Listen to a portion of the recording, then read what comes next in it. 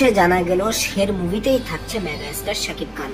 কারণ রিসেন্টলি মালেক আফসারের একটি ভিডিওতে তিনি জানান দিয়েছেন বরবাদ মুভিতে তিনি 2.5 কোটি টাকা নিচ্ছেন এবং শের মুভির জন্য তিনি 3 কোটি টাকা পারিশ্রমিক নিচ্ছেন, এটা জানালেন।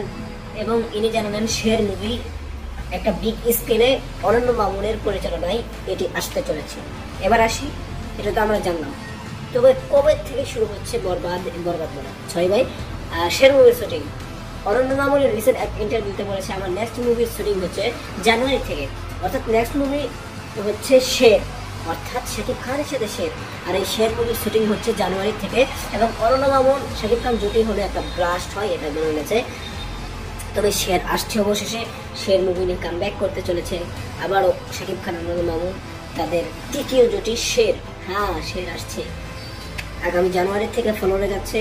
এখন কোথায় কি হবে এতটুকু সময় বলবে, একটু সময় অপেক্ষা করেন।